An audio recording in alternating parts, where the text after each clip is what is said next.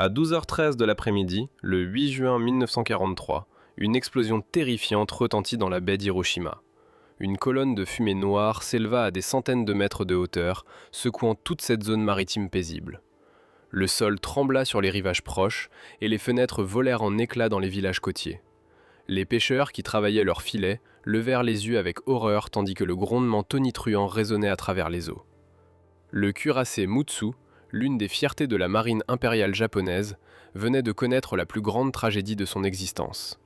Le Mutsu était un cuirassé de classe Nagato lancé en 1920 avec un déplacement en pleine charge de plus de 42 000 tonnes. Armé de 8 canons principaux de 406 mm disposés en 4 tourelles doubles, d'un blindage atteignant 305 mm d'épaisseur protégeant ses zones vitales et d'une vitesse maximale de 26 nœuds. Sa batterie principale pouvait projeter des obus pesant plus d'une tonne sur des cibles à plus de 40 km. Avec son navire jumeau le Nagato, le Mutsu était un symbole de la puissance navale japonaise durant les 2 premières décennies du XXe siècle. Le navire portait le nom de l'ancienne province de Mutsu, une région d'une importance historique particulière pour le peuple japonais, représentant les territoires septentrionaux de l'ancien Japon. La construction du Mutsu avait été un effort national financé en partie par des dons publics. Il représentait les aspirations d'une nation déterminée à être comptée parmi les grandes puissances navales. Des écoliers avaient contribué leur argent de poche. Des ouvriers avaient donné une partie de leur salaire. Tout cela pour aider à construire ce magnifique navire de guerre. Lorsqu'il fut achevé, le Mutsu incarnait non seulement la puissance militaire, mais aussi la fierté et le sacrifice de toute une génération de Japonais. En 1943, la Seconde Guerre mondiale entrait dans sa phase décisive. La bataille de Midway en 1942 avait marqué un tournant lorsque la marine japonaise perdit 4 porte-avions de flotte en une seule bataille. La situation stratégique dans le Pacifique penchait progressivement en faveur des Alliés. Les forces américaines avançaient régulièrement vers le nord, île après île. Guadalcanal était tombé après des mois de combats acharnés. Le périmètre défensif japonais se contractait et l'initiative était fermement passée aux États-Unis. Dans ce contexte, le Mutsu était ancré à la base de Hashirajima, dans la baie d'Hiroshima, avec de nombreux autres cuirassés de la flotte combinée. Cependant, contrairement aux jours glorieux du passé, le Mutsu prenait rarement la mer. La grave pénurie de carburant obligeait la marine japonaise à économiser chaque goutte de pétrole. Les grands cuirassés comme le Mutsu restaient pour la plupart inactifs au port, attendant une opportunité pour une grande bataille décisive qui pourrait ne jamais venir. La doctrine stratégique de la marine japonaise avait toujours mis l'accent sur le concept de bataille décisive, un engagement climatique où la flotte ennemie serait détruite. Mais une telle opportunité semblait de plus en plus improbable, alors que la stratégie américaine se concentrait sur le contournement des points forts et l'étranglement du Japon par la guerre sous-marine et la puissance aérienne. Le rôle du Mutsu à cette époque était principalement la dissuasion, une force potentielle destinée à tenir l'ennemi à distance. L'équipage maintenait toujours l'entraînement, l'entretien du navire et attendait. Les routines quotidiennes continuaient. Des exercices de tir sans munitions réelles pour économiser les obus, des exercices de contrôle des avaries, de l'entraînement physique sur le pont. Les hommes savaient qu'ils faisaient partie des marins les mieux entraînés au monde, servant sur l'un des navires de guerre les plus puissants jamais construits. Pourtant, ils ressentaient aussi la frustration de l'inaction, regardant la guerre leur échapper tandis qu'ils restaient à l'ancre. Mais tout le monde pouvait sentir que l'âge d'or de ces cuirassés géants touchait progressivement à sa fin. Le porte-avions s'était imposé comme l'arme dominante de la guerre navale. Les grands duels d'artillerie entre cuirassés que les planificateurs navals avaient envisagés pendant des décennies ne se produisaient pas. Au lieu de cela, les batailles étaient décidées par des avions lancés depuis des porte-avions à des centaines de kilomètres de distance. Le Mutsu et ses navires jumeaux devenaient des reliques d'une époque révolue, même s'ils restaient de formidables machines de combat. La base de Hashirajima était relativement sûre, loin des lignes de front. Elle offrait une protection contre les sous-marins et les avions ennemis, bien que des exercices d'alerte aérienne fussent régulièrement organisés. L'équipage du Mutsu s'était habitué à la routine de la vie au port, tout en restant prêt à l'action à tout moment. Les officiers étudiaient les manuels tactiques et les rapports de guerre. Les matelots entretenaient l'équipement, montaient la garde et écrivaient des lettres à leur famille. La vie à bord d'un cuirassé à l'ancre avait son propre rythme, différent de l'intensité du combat, mais tout aussi exigeant à sa manière. Le 8 juin 1943 commença comme n'importe quel jour ordinaire. Sur le pont du Mutsu, 1121 officiers et marins accomplissaient leurs tâches quotidiennes. Certains effectuaient des travaux d'entretien, vérifiant les systèmes d'armement, lubrifiant les mécanismes des canons, testant les circuits électriques. D'autres se reposaient dans leur quartier, lisant des lettres de chez eux, jouant aux cartes ou dormant simplement dans la chaleur humide du début de l'été. L'équipe de cuisine préparait le repas de midi, emplissant le navire de l'arôme du riz et de la soupe miso. Le temps dans la baie d'Hiroshima était assez agréable, le ciel clair et bleu, la mer calme comme un miroir reflétant les collines environnantes. Sur la passerelle, les officiers maintenaient la veille, bien qu'il y eût peu à surveiller dans le mouillage protégé. Le journal de bord était mis à jour avec des entrées de routine, conditions météorologiques, relevés de température, mouvements du personnel. Tout était comme il se devait à bord d'un navire de guerre à l'ancre en temps de paix.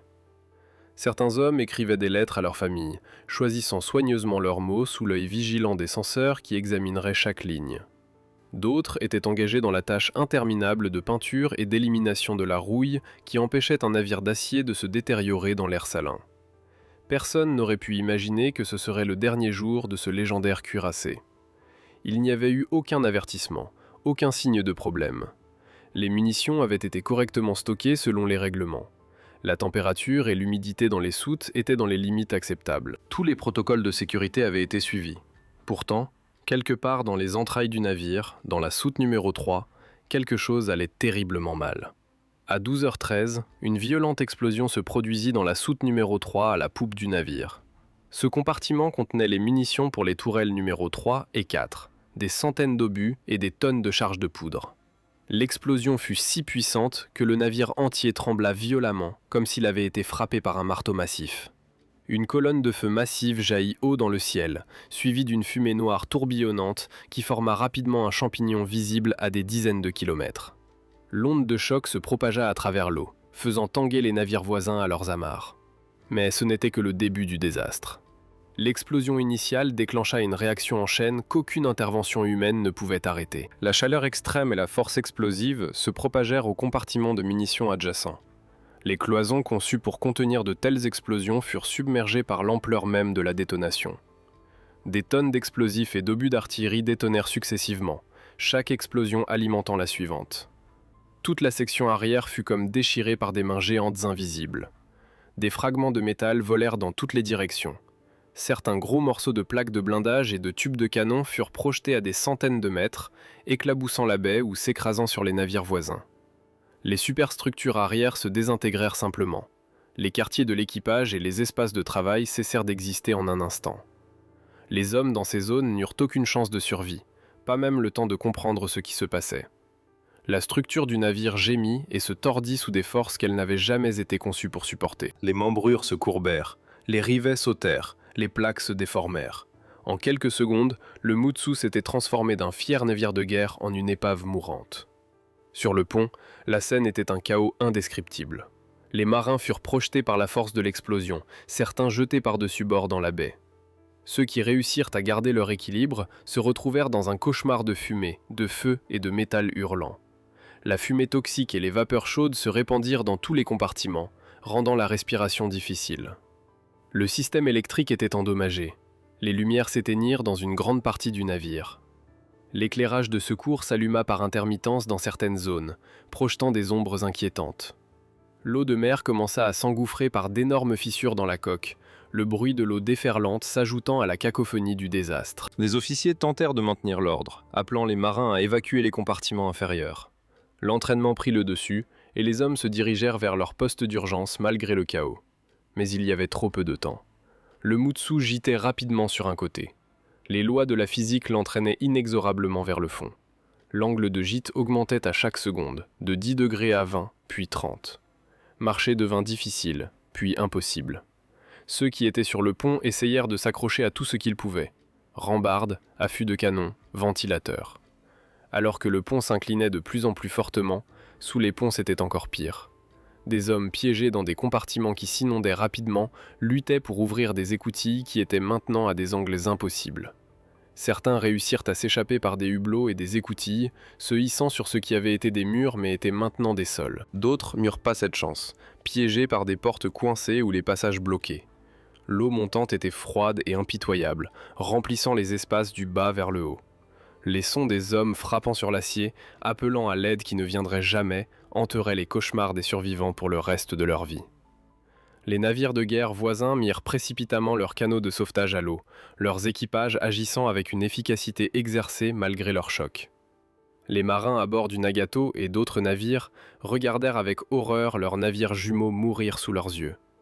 Chaloupe après chaloupe touche à l'eau, les rames mordant dans la baie, tandis que les sauveteurs se précipitaient vers le cuirassé en train de couler. Mais tout se passa trop vite. Seulement 4 minutes après la première explosion, le Mutsu avait complètement chaviré, se retournant comme une baleine mourante. L'énorme coque de 42 000 tonnes glissa lentement vers le fond de la baie. Sa quille pointait maintenant vers le ciel, son mât de misaine s'enfonçant dans la vase à 40 mètres de profondeur. Des bulles d'air remontèrent à la surface, avec du pétrole et des débris, créant une nappe en expansion qui marquait sa tombe. Puis tout devint silencieux. Un calme étrange s'installa sur la baie, rompu seulement par les cris des hommes dans l'eau. Les survivants luttaient dans l'eau froide, criant à l'aide, nageant désespérément pour s'éloigner de l'aspiration, alors que le grand navire faisait sa plongée finale. Les canots de sauvetage tirèrent précipitamment les hommes de l'eau, des mains fortes se tendant pour saisir les mains des nageurs épuisés. Certains marins eurent la chance de s'échapper des compartiments inondés au dernier moment, émergeant à la surface, haletants et tous. D'autres s'accrochaient à des débris flottants, des morceaux de bois et des bouées de sauvetage, tout ce qui pouvait les maintenir à flot. L'eau était souillée de pétrole, rendant la nage difficile et la respiration laborieuse. Certains hommes blessés dans l'explosion ou lors de l'évacuation chaotique pouvaient à peine garder la tête hors de l'eau. L'opération de sauvetage se poursuivit pendant des heures, les canots ratissant la zone à la recherche de survivants. Chaque homme tiré de l'eau était une petite victoire, mais chaque canot de sauvetage qui retournait au navire-mère apportait des nouvelles d'hommes qui avaient été vus mais n'avaient pu être sauvés, qui avaient glissé sous la surface avant que l'aide ne puisse les atteindre. Le personnel médical travaillait frénétiquement pour soigner les survivants, dont beaucoup souffraient de brûlures, de fractures, de chocs et d'inhalation de pétrole. Lorsque le décompte final fut établi, le bilan des victimes était extrêmement lourd. Sur un total de 1121 personnes à bord, seules 353 survécurent. 768 personnes avaient péri, dont les capitaines Shiganori Ono et la plupart des officiers supérieurs. Le capitaine se trouvait sur la passerelle lorsque l'explosion se produisit et coula avec son navire, comme le voulaient la tradition et le devoir. De nombreux officiers se trouvaient au carré des officiers en train de déjeuner, et toute cette section du navire avait été détruite dans l'explosion. Les officiers mécaniciens sous les ponts n'eurent aucune chance de s'échapper. Les jeunes marins, dont beaucoup n'étaient que des adolescents, moururent aux côtés de vétérans qui avaient servi à bord du Mutsu depuis sa mise en service. L'enquête officielle après l'incident conclut que la cause était une combustion spontanée dans la soute à munitions. Cependant, déterminer la source exacte de l'incendie initial était impossible, car la plupart des témoins et des preuves avaient coulé au fond de la mer avec le navire. La commission d'enquête interrogea les survivants, examina les débris récupérés et étudia les rapports des observateurs sur les navires voisins. Mais sans accès à la soute réelle où l'explosion s'était produite, ils ne pouvaient qu'émettre des théories. Plusieurs hypothèses furent avancées, chacune examinée attentivement par des experts techniques navals. Premièrement, des munitions anciennes et de mauvaises conditions de stockage. Le Mutsu était en service depuis plus de 20 ans, et de nombreux types de munitions à bord avaient pu se détériorer. Les explosifs stockés pendant de longues périodes dans des conditions de température et d'humidité élevées peuvent devenir instables. Leur composition chimique change progressivement de manière à augmenter la sensibilité au choc ou à la chaleur. Les charges propulsives de cordite, en particulier, étaient connues pour devenir dangereuses avec le temps. L'été à Hiroshima était assez chaud, et les températures dans les compartiments de munitions pouvaient atteindre des niveaux dangereux malgré les systèmes de ventilation. Certains lots de munitions sur le Mutsu dataient des années 1920 et avaient subi d'innombrables cycles de chargement et de déchargement. Deuxièmement, une défaillance technique avait pu se produire pendant l'entretien. L'inspection et le déplacement des munitions comportent toujours des risques inhérents. Une petite étincelle provenant d'un équipement électrique, un impact violent d'un obus tombé, ou même une décharge d'électricité statique pouvait causer un désastre.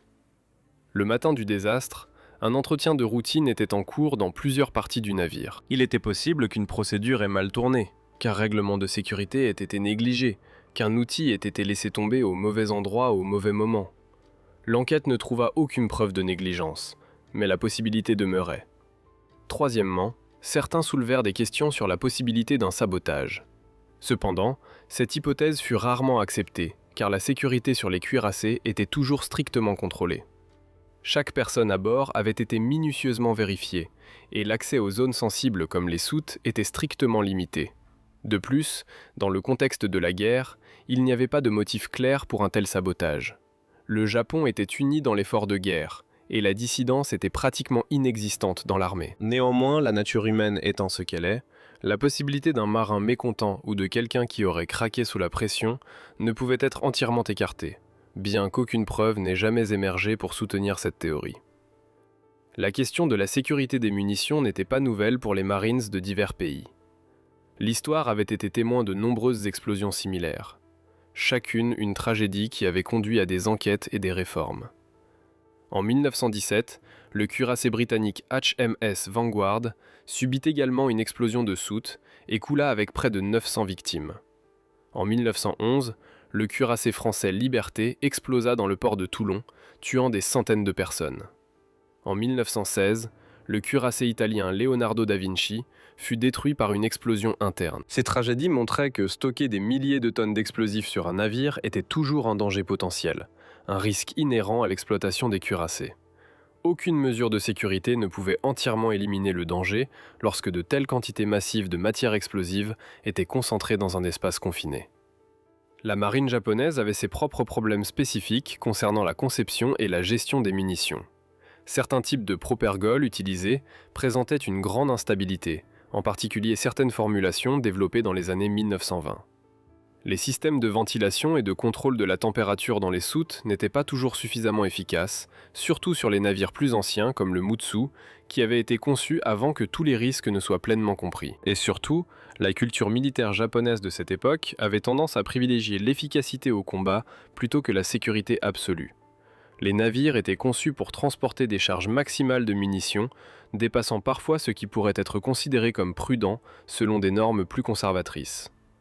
L'accent était toujours mis sur la puissance de feu, sur la préparation à cette bataille décisive, plutôt que sur la question banale mais cruciale du stockage sécurisé des explosifs sur de longues périodes. La nouvelle de la perte du Mutsu choqua la marine japonaise jusqu'au plus profond d'elle-même. Bien que l'information fût gardée secrète du public pour des raisons de morale, au sein de la marine, tout le monde reconnaissait l'importance de cette perte. Les officiers en chuchotaient dans les carrés. Les marins faisaient circuler l'histoire de navire en navire. La perte d'un navire aussi prestigieux au port sans action ennemie était profondément embarrassante et troublante. Cela soulevait des questions sur la sécurité de tous les stocks de munitions dans toute la flotte. Matériellement, perdre un cuirassé de la taille du Mutsu était significatif, bien que ce ne fût pas une perte stratégique décisive. Le Japon avait encore le Nagato et le puissant Yamato, ainsi que d'autres cuirassés. L'équilibre naval n'était pas fondamentalement altéré. Mais psychologiquement, perdre l'un des symboles de la marine en temps de paix, pas au combat, était un choc majeur. Cela semblait être un mauvais présage, un autre signe que la fortune se retournait contre le Japon. Les hommes se demandaient si c'était une punition divine ou simplement la main cruelle du destin. Le bilan des morts, 768 personnes, était l'une des plus grandes pertes en vie humaine pour la marine japonaise lors d'un seul incident non lié au combat. De nombreuses familles perdirent des êtres chers sans qu'ils aient eu l'occasion de combattre ou de se sacrifier héroïquement. Des mères et des pères reçurent le télégramme redouté, les informant que leur fils ne rentrerait pas à la maison. Des épouses devinrent veuves, des enfants devinrent orphelins de père. Mais contrairement à ceux qui tombèrent au combat, il n'y avait aucune gloire attachée à ces morts. Aucune dernière résistance héroïque à commémorer. Ils étaient morts dans un accident, une tragédie évitable. C'était une tragédie dans la tragédie. La marine institua de nouvelles procédures de sécurité à la suite du désastre, bien que celles-ci arrivèrent trop tard pour l'équipage du Mutsu. Les protocoles de manipulation des munitions furent revus et renforcés. La surveillance de la température dans les soutes devint plus rigoureuse. Les munitions plus anciennes furent inspectées plus soigneusement et, lorsque c'était possible, remplacées. Mais avec la situation de guerre qui se détériorait et les ressources qui se faisaient rares, il y avait des limites à ce qui pouvait être fait.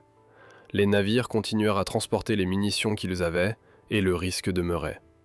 Après la fin de la guerre, l'épave du Mutsu reposait toujours silencieusement au fond de la baie d'Hiroshima. À une profondeur d'environ 40 mètres, le fond du navire était inversé, face vers le haut, sa coque une présence sombre sur le fond marin. Pendant des décennies, il resta là, une tombe de métal pour des centaines de marins. Les poissons firent leur demeure dans ses coursives, et la végétation marine recouvrit lentement ses plaques d'acier. Les pêcheurs locaux savaient éviter la zone, leurs filets s'accrochant parfois à l'épave. Dans les années 1970 et 80, le gouvernement japonais mena des opérations de renflouement sur une partie de l'épave. Utilisant des équipements de plongée modernes et des outils de découpe, les équipes de renflouement retirèrent soigneusement des sections du navire. Certaines plaques de blindage, des canons antiaériens et d'autres équipements furent remontés, couverts de rouille et de bernacles, mais toujours reconnaissables. Chaque pièce ramenée à la surface était un lien tangible avec ce jour terrible. Il fut décidé de laisser le reste de l'épave en place comme une tombe sous-marine, une décision prise par respect pour ceux qui reposaient encore enfermés dans sa coque. Déranger davantage l'épave semblait irrespectueux envers les morts. Les artefacts récupérés sont maintenant exposés au musée du Mutsu dans la ville de Tatsuno, préfecture de Shimane. Ce musée fut créé en 1992 pour commémorer le navire de guerre et ceux qui périrent. Les visiteurs peuvent voir des morceaux de son blindage, des effets personnels récupérés de l'épave, des photographies du navire dans sa splendeur et des maquettes détaillées montrant sa construction. Le musée raconte l'histoire non seulement du désastre, mais de toute la vie de service du navire et des hommes qui servirent à son bord.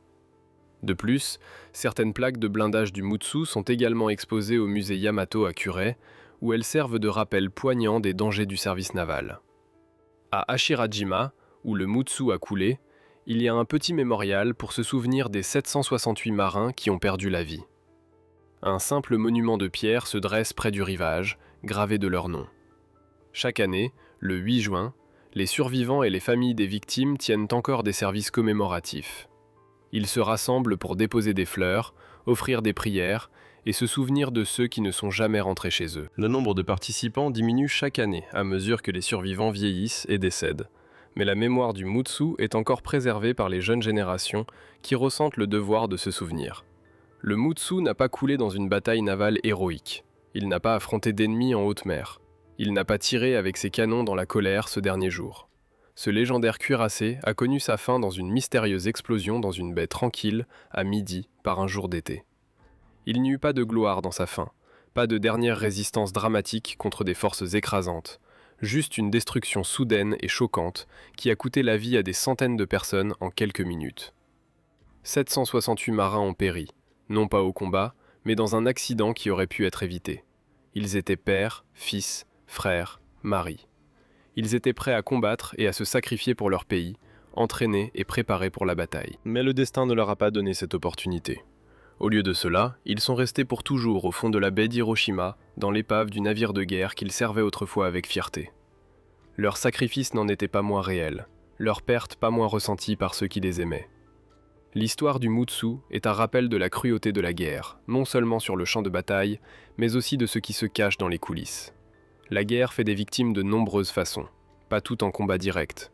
C'est une leçon sur la sécurité, sur le prix de la négligence, et sur le destin fragile des humains face aux choses qu'ils créent. La technologie peut être puissante et impressionnante, mais elle peut aussi être dangereuse, surtout quand la sécurité est compromise par le temps, l'usure ou les pressions de la guerre. Aujourd'hui, alors que les derniers survivants ont vieilli ou sont décédés, la tâche de se souvenir de cette histoire appartient aux générations futures.